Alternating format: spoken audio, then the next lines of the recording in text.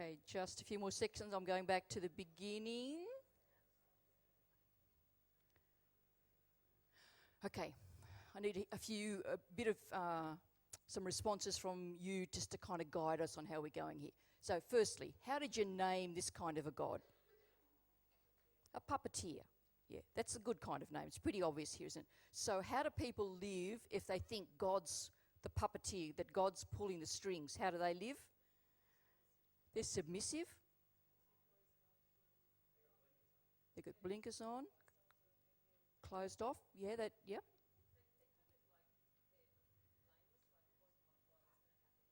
Absolutely. They've actually got no sense of freedom, have they? That's how it was meant to be. That's right. God's controlling it all. That's how it was meant to be. And sorry? Sure? Yes, anything like that was going to be appropriate. Yes, absolutely. So did anybody love this kind of God? Anybody give it a 5, 4, a 3, a 2, a 1, a 0? Yeah. It's not a very adequate sense of God, is it? So let's have a look at this one. How would you name this God? Vengeful, yep. Vengeful, powerful? Powerful, yeah. And so how do people live if they think of God as vengeful and powerful? In fear. You don't know when it's going to happen. But you know that something's bad's going to happen, you know? A God who's kind of throwing down the lightning bolts. How did you rate this? I'm going quickly down. Anybody like this? 5, 4, 3, 2, 1, 0. Yeah, okay. None of these are particularly good way to understand God. So how did you name this God? Know all, meaning withholding, yes? A Santa Claus kind of a God, yeah. Will it come off or not? Maybe it'll happen. Yeah. And how do people live if they have this sense of God? Uncertain. They might be begging, trying to get God's attention, yeah? I need something, please pay attention to me. Yes? Yes, that's right. Only connecting with this kind of God when you want something. Yeah. Yeah. That's right. You kind of start to give up, don't you? Yeah. We won't even bother rating this. It's still not a nice kind of a God, is it? What about this one? How did you name this one? A constable? Authoritarian? This policeman kind of a God. Something else, sorry? Yes. Yeah. And so how do people live if they think of God like that? Still some fear? Was that what you're thinking? No? Fear or cowardice? Yes, yeah. Live on the straight and narrow because God will notice and pick you up if you step out of line. Yeah. Yeah. Yes. Absolutely. So Andrew's comment was things are black and white, like something's right and something's wrong, and obviously life is much more complex than that, isn't it? You know. How did you name this one? Blow yourself to bits then, see if I care. Dispassionate, disconnected kind of a God, isn't it? Yeah. So how do people live if they think that God's disconnected? They don't care either, yeah. It's not very rewarding. We won't even bother rating this one. It's pretty awful too. What about this one? Oi, never mind each other. What about me? How did you call this kind of a God? Sorry? Me, myself, and I. Yeah. Egotistical. Yeah. Some people have a sense that God wants, wants us to worship a him. This kind of a God's always a him. And it's all about kind of pleasing gods or something like that. So how do people live? Oh, I think I kind of answered that. So none of these gods are really adequate, are they? But have you ever seen God depicted like that in, I don't know, like maybe in The Simpsons or what other TV situations have you seen God depicted in? It happens sometimes, doesn't it? They depict some kind of understanding of God. And mostly it's this old-fashioned, inadequate sense of God. But if you want to be a mature Christian today, nobody would believe. Why bother believing if you think of God like that? It's not going to be fun. We did, yeah. We did, yeah. Surprising, isn't it? We did, yeah. Yeah, yeah, yeah. So let's see if we can find... I want you to see what's all those ways of understanding God. Talk to your partner.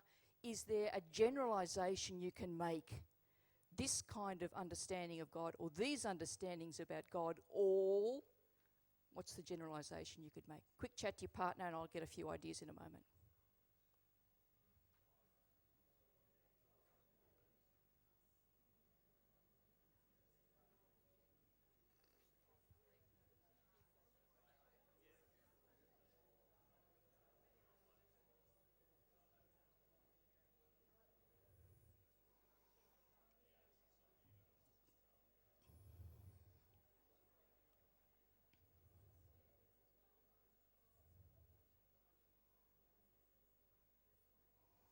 Okay, tell me what you think. What's the generalization you can make?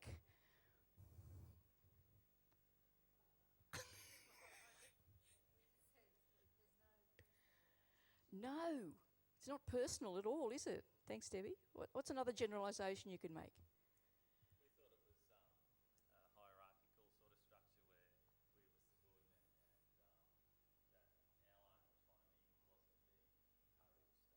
Absolutely.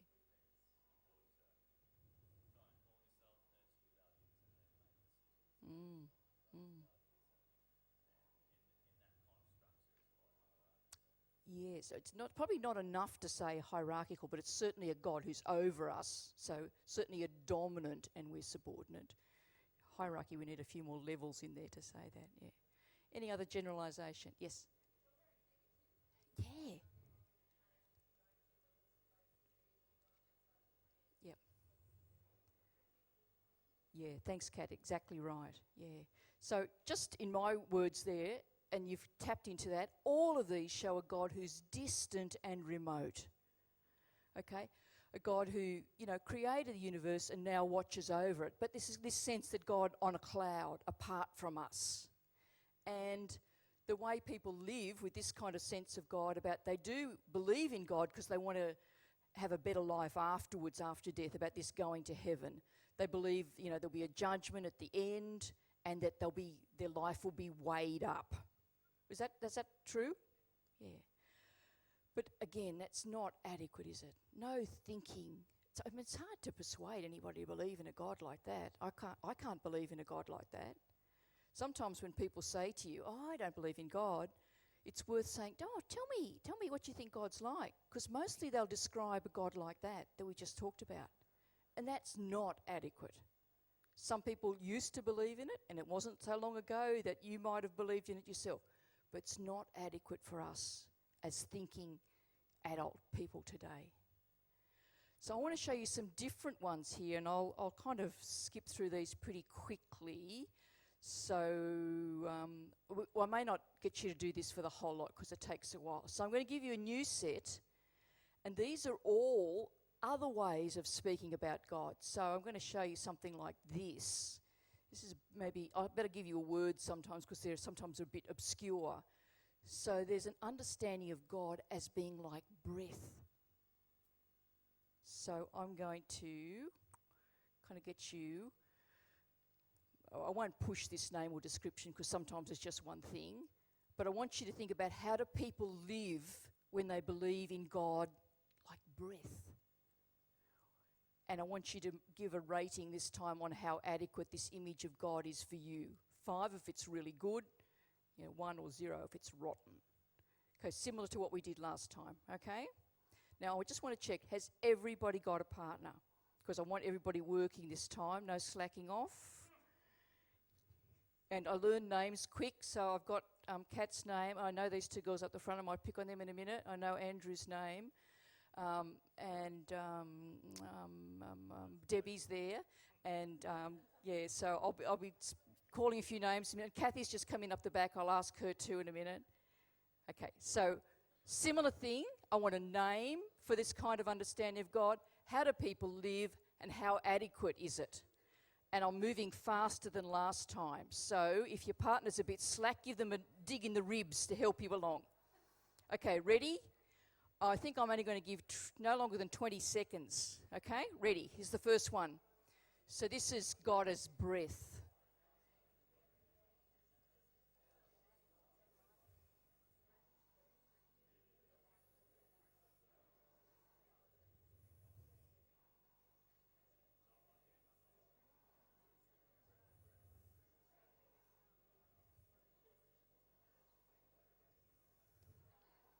Okay, next one. This is not God's a wind turbine, but it is God as wind, okay? God as wind. Yeah.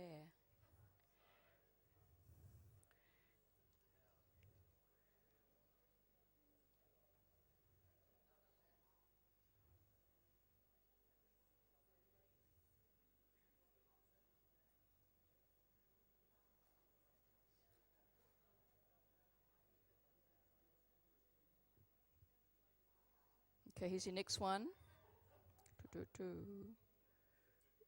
Come on. I've lost it again, Glenn. It's a third of my photographs.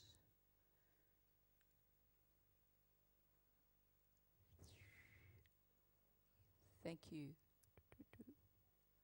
Want me to flick forward? Yeah. Okay.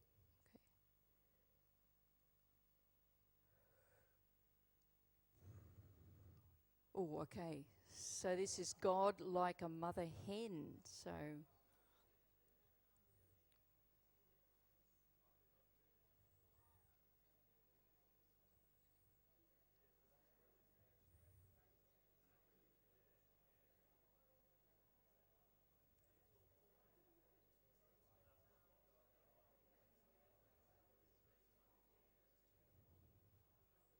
next one.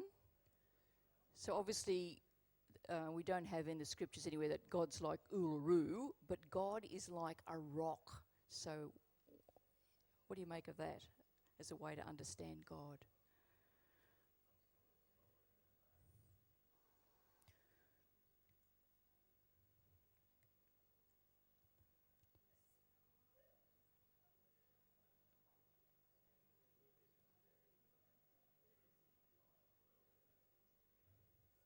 Here's your next one.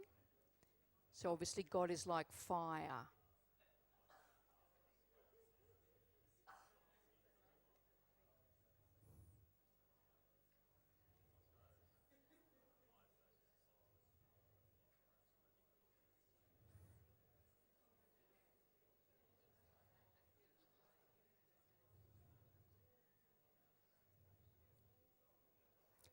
And next one, God is like light.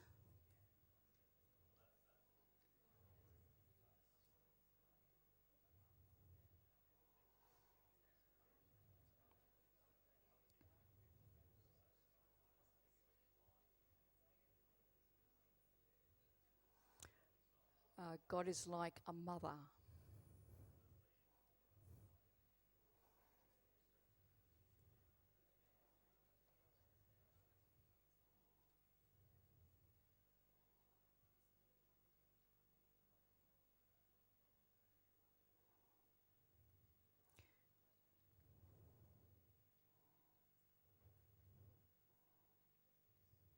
Mm. Sorry, Glenn, something happens when I try to move forward. Sometimes I've lost it again.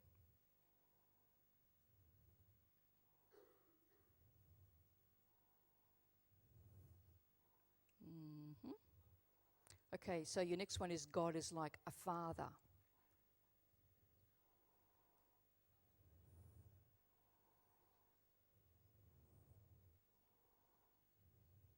I'm going to go pretty fast through the next ones here, so don't worry if you don't get all the words down. We'll have a little chat about it. So this is God is like wisdom, and for the Israelites they saw God as a wisdom as a feminine way of understanding God.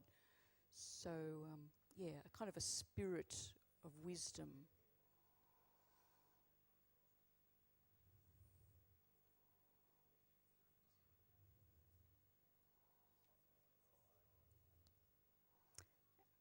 God is like a lover. Don't hear many sermons about that, do you?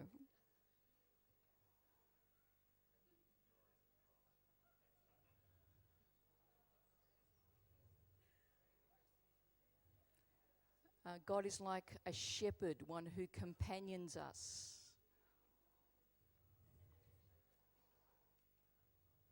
I think that's the last one there. Okay, I'm going back through these. We're going to go really quick, so be ready to help me out here. So, what's another way for talking about God as like breath? What's the kind of word or description that you fit for this one? Oh, yeah, intimate, omnipresent, always with you breathing. Yeah. Very good. Always being sustained, but not always aware of it. Very good. Life. Fantastic. So how does a person live if they think of God in all those ways? With confidence, with gratitude, freely. Oh. Does anybody give this sense of God a 5? Yeah, 5, 4, 3, 2, 1. Okay, so this is meeting us, our needs a bit more, isn't it? God like wind. Give me a few more words about this. Caring for creation, wonderful. The whole world is sacred, wonderful. And so how does somebody live if they think of God like that? They're empowered, yeah. I won't go through the numbers, but you're getting the sense of this. How about this? God's like a mother hen. What's the words for this kind of a God? Oh, yeah, you've really got it, yeah. This one's ringing some bells for you, isn't it? So how does somebody live when they think of God like this? Come on, weird. You feel good, don't you? This is a God who really affirms you. Yeah. What about this? God's like a rock. Timeless, that's fantastic. Good word for it. Yeah. Stability and enduring. How does somebody live when they think of God like this? Yeah, sense of trust. Yeah.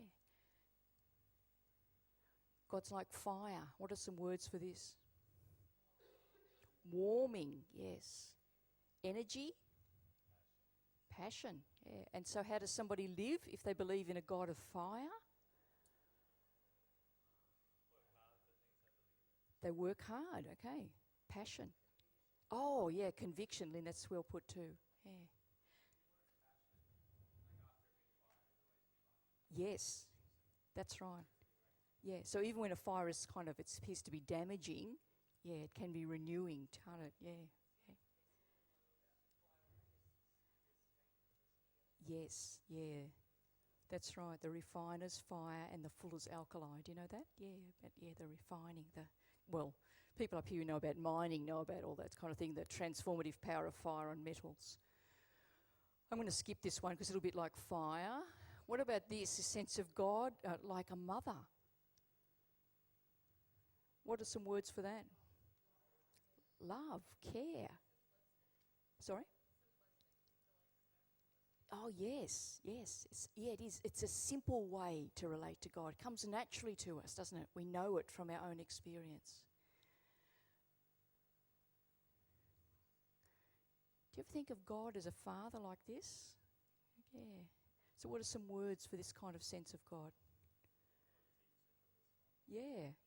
It's very much like the work of a teacher, isn't it? Yeah. I'm going to skip along a little bit. God is wisdom. What are some words for this? Yes. Yeah. So that's what that image is trying to show. That, the spirit of wisdom encloses everything, but it's also within us. And God is like a lover. Andrew said jokingly here, brides of Christ. Doesn't mean anything like that. Brides of Christ was, all that kind of applied to religious life and being celibate. When in the scriptures where we read about God as lover, they really do fair dinkum use the imagery of love. Like, intimate. Yeah. You know what it means to be loved like that. And God loves you more than that.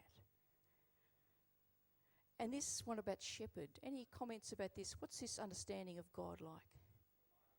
Yeah, reliable. Yes, a protector. Yeah, the shepherd is the one who kind of like accompanies the flock. So it's a God who walks beside us all the time.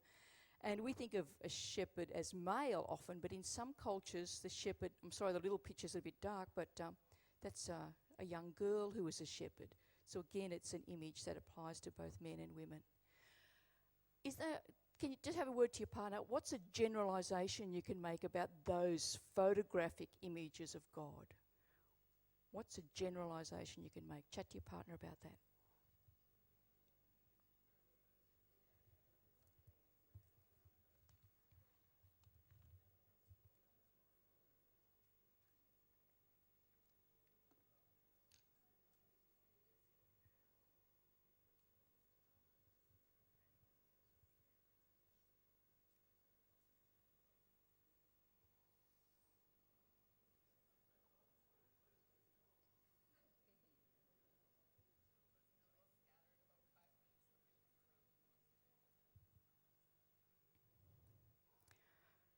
Okay, I want to hear from some different people. Now, I want to walk down this side a little bit, I think. So I want a generalisation about this way of talking about God. Hi, Katrina. What can you tell me about this way of understanding God? Watching over, caring. So that God on the clouds was a bit watching over, but it was quite distant, wasn't it? So this is a closer sense of protection, yeah. I can't see your name tag, I'm sorry. Thank you, Alison. We were just saying how easy it is to understand God through those images for somebody that's perhaps not so connected. So if using them in the classroom or whatever, that would make sense. Yeah, thanks, Alison. So the thing, I deliberately didn't put words on those pictures because images work differently in our brain. So even if you're preparing PowerPoint slides about something else, if you put lots of words, the brain computes that more slowly. If it's images, our brain works faster, and it also, images are associated with emotions, so that floods our brain with all our emotional memories, like of mothers or fathers or hens and chickens. So that's a much more powerful way for us to learn. So just remember that when we talk about the ways that you talk about God too. So they were all ways of understanding God that spoke of God who was within us, like our breath within us, and with us, really close to us.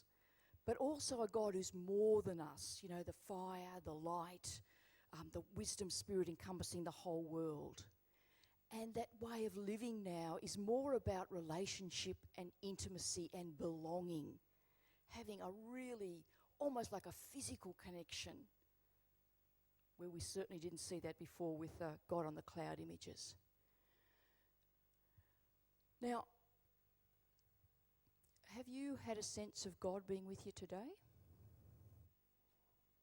For how much of the time? Like 10% of the day?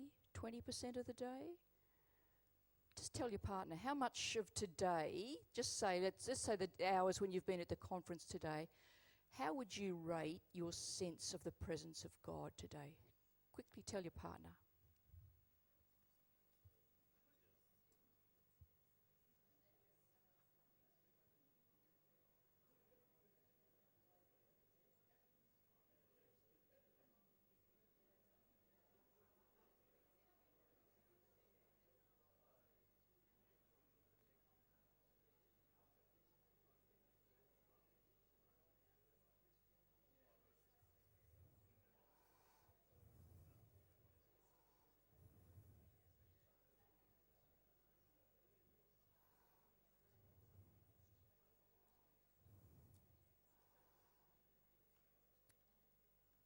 Okay, tell me about your sense of the presence of God today. Anybody just give themselves like a 10% sense of the presence of God today? 10? Higher than that? 10? Yeah? What do you think? Yeah? No, were you giving yourself a 10? Okay, how much? Yeah.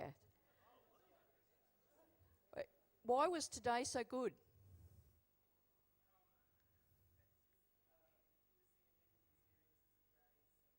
Yeah. Today's been pretty good, hasn't it? I mean, we had lots of things to help us be people of open hearts today. You know, if this was a normal school day or even a day at home, you know, you're doing the washing, the ironing, you know, they get the washing, you know, washing up done and whatever, the ironing, and that can be hard to have a sense of God with you then, isn't it? So if you're busy or if you're stressed, you kind of like our eyes close, and when our eyes close, our hearts close. So when we're in top form and our hearts are opened, it's easier for us to have a sense that God's with us. It's not that God's not with us any day, but we don't always feel it, do we? We don't always have the capacity to be aware of it. So sometimes your hearts are closed. Like, for example, I'll tell you a story about me. My dad's in his early 80s, and he likes to go shopping, but like when he comes to visit me in Canberra, like he walks along pretty well normally, but when he comes to visit me in Canberra, God, he slows right down. So look over there, look over here, and I'm trying to hurry and get the shopping done, but he wants to have a look at everything, and I start to get impatient with him because he's taking his time. My heart starts to close up. I close up to my dad. I close up to everybody. Do you ever experience this? So this is what happens sometimes when our hearts become closed. I start to become blind to my dad and his needs.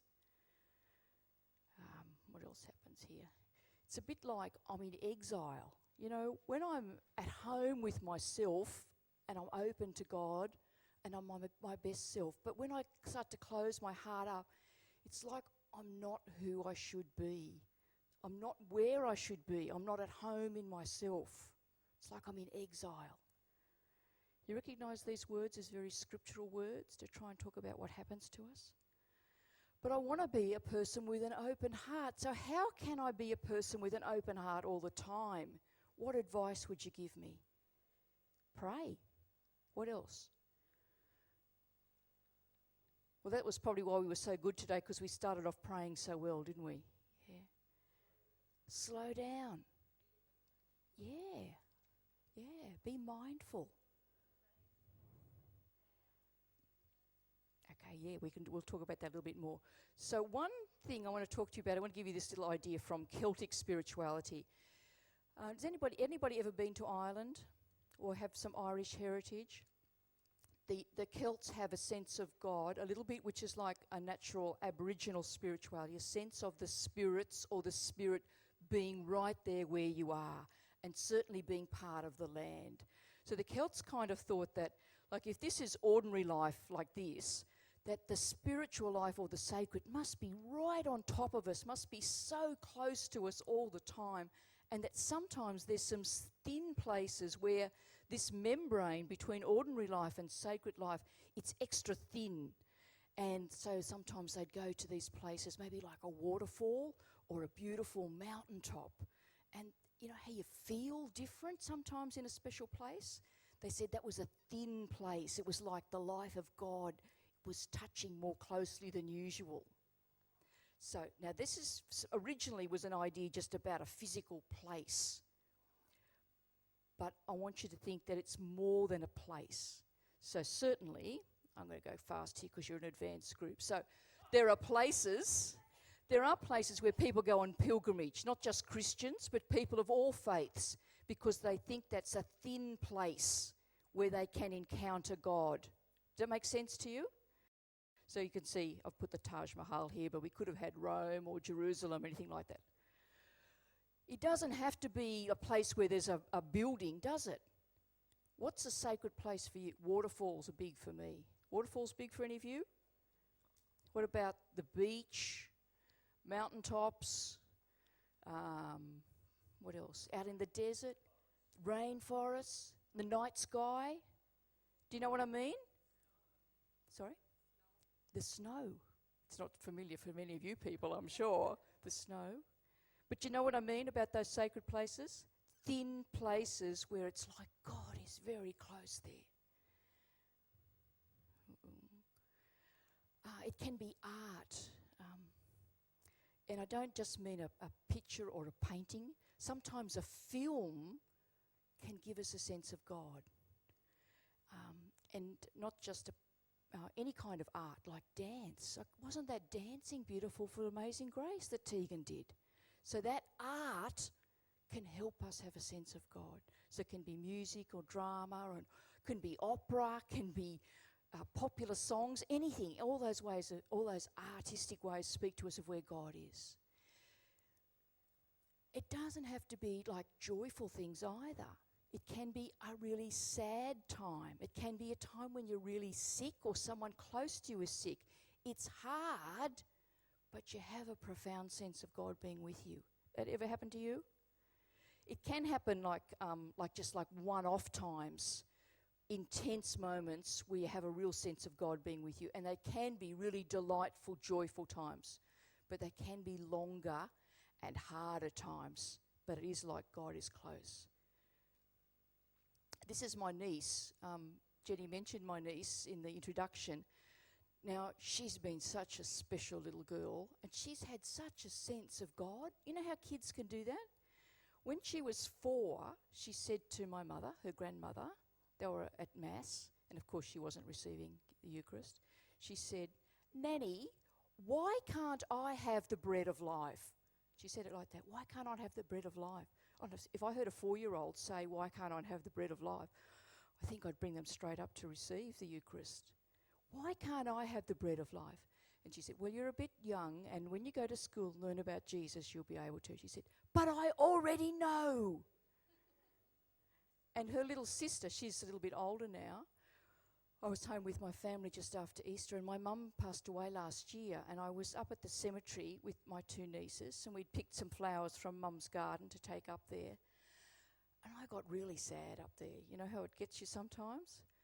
And I kind of couldn't speak, but I had these 2 little girls with me, and the little sister of this one, Michaela, she sat on the kind of the gravestone next to my mum's grave, and she sang The Lion Sleeps Tonight. It was so beautiful, you know. "A whim away, a whim away." She sang the whole thing for Nanny. And I hadn't even really realised before, but in that song there's that lovely bit, you know, "Hush, my darling, don't cry, my darling." And it was, I don't know, it was a gift to me. So people, and it can be kids, can be older people, can be our friends, can be our spouses, they can be a thin place and they can be God for us. That all makes sense to you, doesn't it? Now, these ones, those things can happen to everybody, but I just want to talk about a couple of things that come to us from our Christian tradition. We prayed together this morning, didn't we? We prayed as a community. So something different happens when we're with a community who believes in God. So I'm sure when we have Mass together tomorrow, you know, that sense that everybody's focused on what's happening. It helps us open our hearts. So to pray together is important. Music. I don't know if you knew the hymns that they used in the prayer this morning. So sometimes it's when we hear music, it touches us and opens our hearts. Sometimes when we sing ourselves, sing a song that really touches us, we kind of get changed. Our hearts open in the act of singing. The sacraments. I put the little baby there because so often a baptism is very, very profound. I mean, the birth of a child is very profound, obviously, but sacraments. A homily, unfortunately, doesn't happen every week, but sometimes we do hear somebody preach, kind of share the story of the gospel in a way that we never forget, And the scriptures themselves, when we have, well, sometimes we need some skills to do that, but if we sit with the scriptures and pray with them, they can open our hearts. And the words in the liturgy, I'm thinking particularly of the Eucharist, and I've got this section here, that's "Behold the Lamb of God, behold him who takes away the sins of the world. Lord, I am not worthy that you should enter under my roof." Now, when I was in New Guinea, and we prayed this in Pidgin English, so it was, you'll understand because Pidgin's pretty easy to understand. "Lord, me know enough. By and by you come inside long house belong me. You talk to soul. Now soul belong me, you all right." Okay, so Lord, I'm not enough, but you just talk and my soul will be all right. I'll be okay. Now for me, I've been saying the formal words, and that's the changed translation there, of course, but that really got me. So sometimes the words in the liturgy, just little bits, it can even be, Lord, hear our prayer. If we're at a time when we're in real need, just those words can be enough to open our heart to feel God with us. And when we celebrate those different seasons in the liturgical year, times of dying, times of rising, times of waiting, they can also help us to open our hearts. So I wonder, what other Christian practices do you know that help us open our hearts? You've only got a few seconds. Have a chat to your partner and I'll just take a few ideas. What are Christian practices? Just don't say prayer in general. Tell me something precise that you know helps you open your heart, helps you experience God.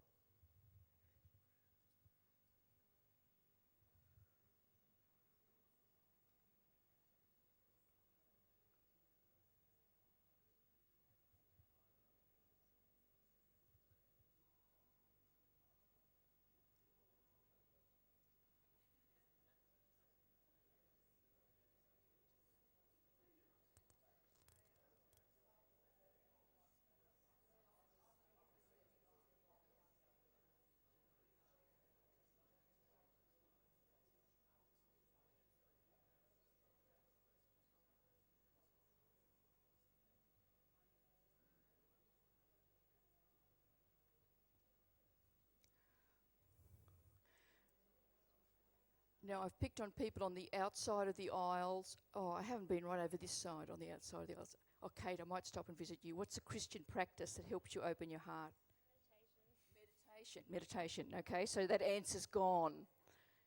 Oh, were you about to say that one too? We were more thinking along the lines of meeting up with our friends and having coffee.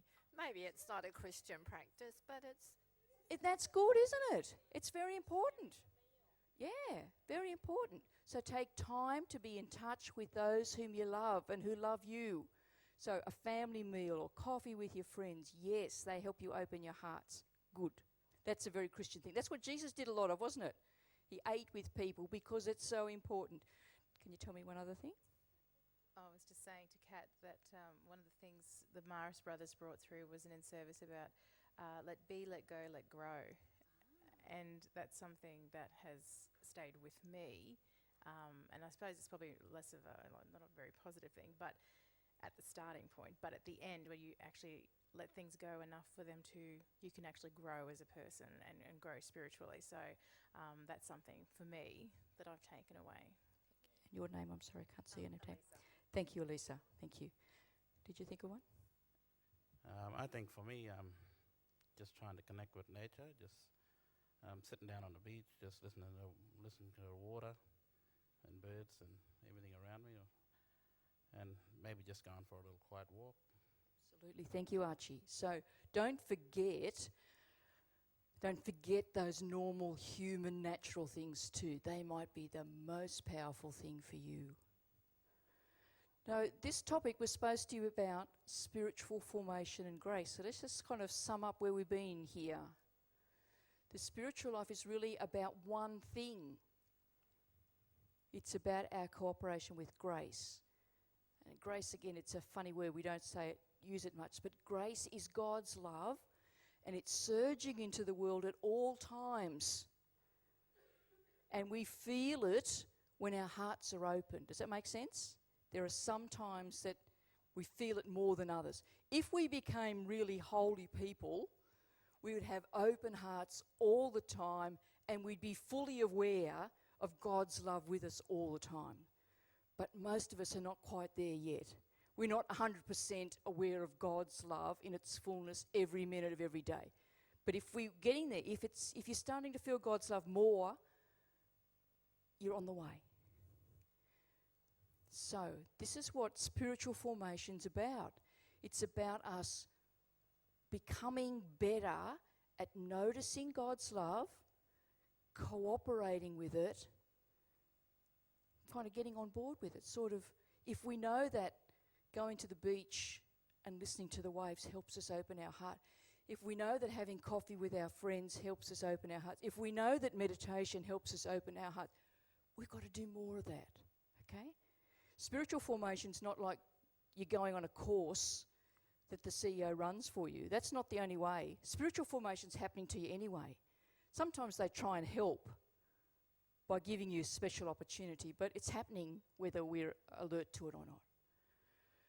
So that's what we're really trying to do when we talk about spiritual formation, to become people who have open hearts, who know the places, and I mean thin places, but it can be people and things from the Christian tradition. We know the things that help us, and we're ready to keep learning new ways so that we will live with the fullness of God's life. Now, it's not just when I said we become holy. When you become more filled with God's life,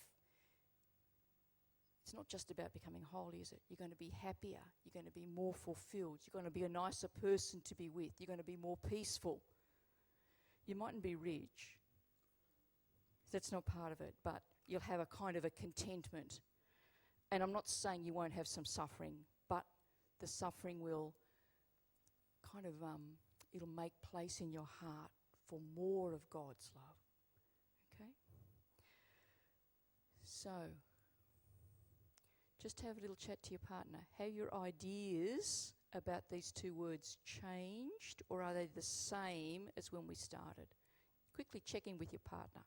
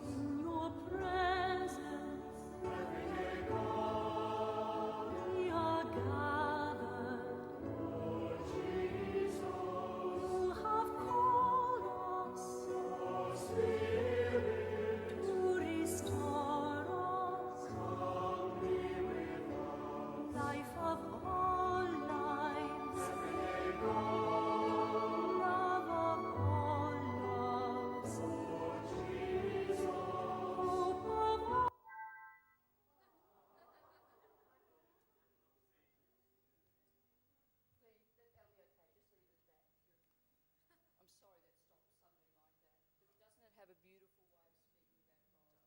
and of really celebrating that God is with us all the time in simple but wonderful, nourishing, enriching ways. So that's what spiritual formation and grace is about. Open hearts, thin places, knowing and celebrating that our God is with us. I've got to stop now, so if it's a question, you better ask me afterwards. Thank you.